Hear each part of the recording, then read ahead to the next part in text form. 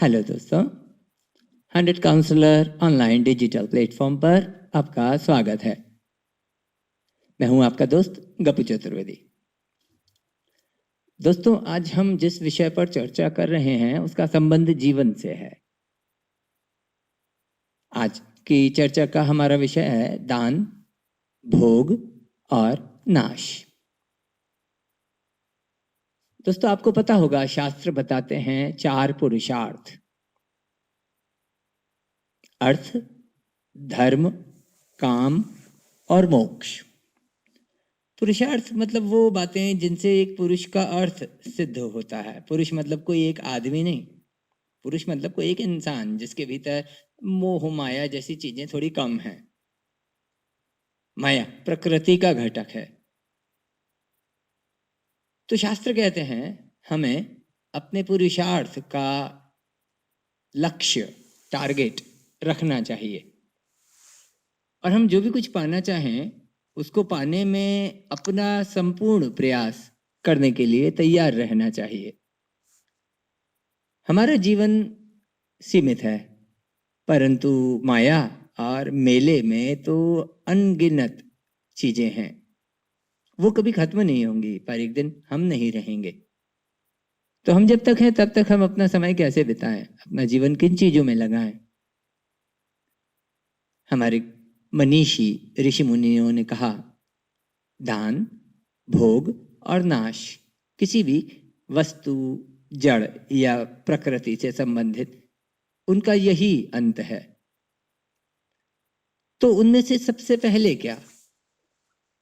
विद्वान कहते हैं भोग। जो मिला है उसे भोग लो। वो समय हो या मौका, वो खाना हो या पानी, भोग लो। उसका पूरा मजा ले लो। अपनी प्यास बुझा लो, अपनी क्षुधा शांत कर लो, अपनी मंजिलें पा लो।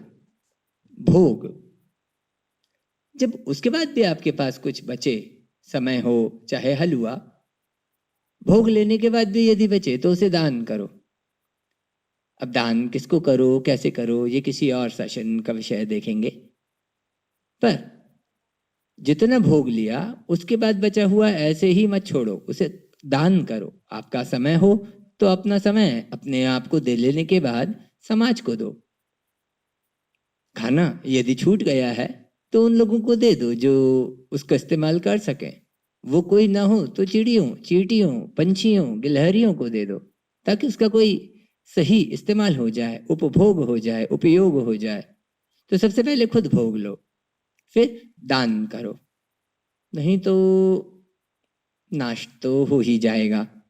अब वो आपका जीवन हो, आप भोग लो, मजे लो, कुछ खाओ पियो, कुछ ज्ञान अर्जित करो, कुछ लोगों के काम आओ, कुछ सेवा करो। भोगने के बाद भी यदि बच रहा है आपका जीवन तो दान करो। उसे उन लोगों को दो जिनको कोई समझने वाला नहीं है, उन्हें समझने की कोशिश करो। नहीं तो आपका जीवन भी नाश तो हो ही जाएगा। दोस्तों, भोग, दान और नाश ये किसी भी वस्तु या अवस्तु के अगठित अंग हैं। हमें इनका ख्याल रखते हुए अपना जीवन बिताना चाहिए। तो सबसे पहले भोग, फिर बच जाए तो दान, नहीं तो नाश तो हो ही जाएगा।